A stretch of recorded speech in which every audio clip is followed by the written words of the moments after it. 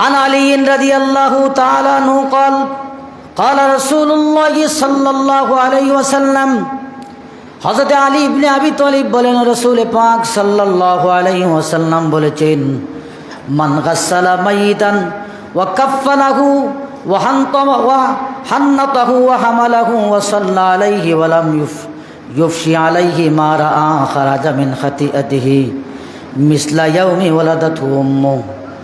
রাসূল পাক সাল্লাল্লাহু আলাইহি ওয়াসাল্লাম বলেন মান গাসসালা মাইতান, যে কোনো মৃত্যু মানুষকে যে কোনো মরা মানুষকে দৌত করলো, দোয়ানির সাথ দিল, দৌত করলো, ওয়া কাফফানাহু তাকে কাফন পরালো, ওয়া হান্নাতাহু তার চোখে সুরমা লাগিয়ে দিল, ওয়া হামালাহু তার লাশ বহন করে কবরে নিয়ে গেল, ওয়া সাল্লা আলাইহি তার জন্য দুরূদ পড়ল, দোয়া করলো, ওয়ালাম ইউফশি আলাইহি মা রা তার শরীরের ভিতরে যদি কোনো ত্রুটি বিচ্যুতি থাকে, কোনো সমস্যা থাকে, এটা দেখার পরেও কোনো মানুষকে যদি না জানায়, রাসূলুল্লাহ বলেছেন খারাজা মিন খাতিয়াতিহি মিসলা ইয়াউমিন ওয়ালাদাতহু উম্মুহু, সে যেন তার মায়ের গর্ভ থেকে এইমাত্র ভূমিষ্ঠ হয়ে বের হয়েছে, তার গুনাহ খাতা থাকবে না, সব গুনাহ আল্লাহ মাফ করে দিয়ে দিবেন।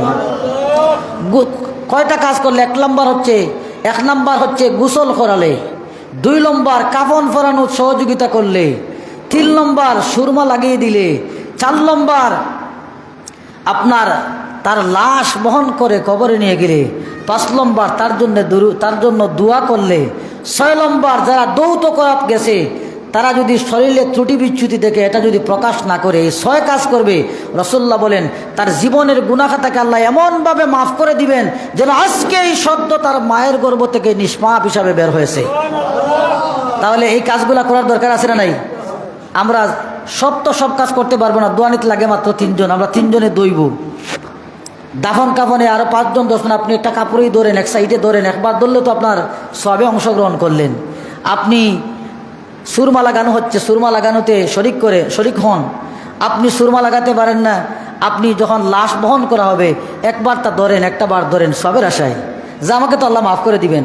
আর কিছু পারেন আর না পারেন, দোয়া তো করতে পারবেন, যেই কাজে লাগবেন রাসূলুল্লাহ বলেছেন তার সমস্ত জীবনের গুনাহ খাতা আল্লাহ মাফ করে দিবেন, এবং এমনভাবে মাফ করে দিবেন যে সে যেন তার মায়ের পেট থেকে ভূমিষ্ঠ হয়েছে, কোনো গুনাহ নাই। সুবহানাল্লাহ বলুন।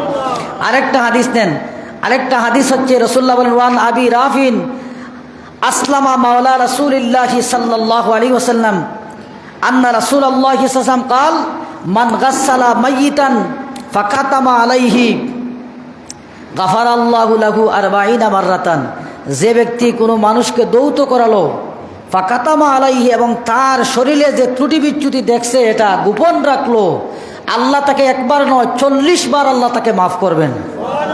একবার 2 বার না, আল্লাহ বারবার করে। রাসূলুল্লাহ বলেছেন গাফারাল্লাহু লাহু, আল্লাহ তাকে মাফ করে দিবেন 40 মাররাতান, 40 বার। সুবহানাল্লাহ। তাহলে দোয়ানির সওয়াব আছে না নাই? এরপরে রাসূলুল্লাহ বলেছেন আরেকটা হাদিস, মান গাসসালা মাইতান ফাকাতামা আলাইহি তাহারাল্লাহু মিন যুনুবিহি ফাইন কাফফানাহু কাসাহুল্লাহ মিনাস সুন্দুসি। রাসূলুল্লাহ সাল্লাল্লাহু আলাইহি ওয়াসাল্লাম বলেছেন যে ব্যক্তি কোনো মৃত মানুষকে দৌত করালো এবং তার গোপন ত্রুটি বিচ্যুতি ডেকে রাখলো, আল্লাহ তাহারাল্লাহু মিন যুনুবিহি, আল্লাহ তার গুনাহ থেকে তাকে পবিত্র করে দিবেন। সুবহানাল্লাহ বলুন।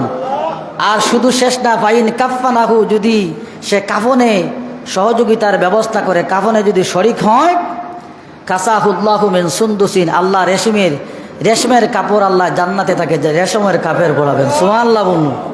রেশমের কাপড় আল্লাহ মরার পরে তাকে পরাবেন। এজন্য দৌত করাতে কি আছে? সওয়াব আছে।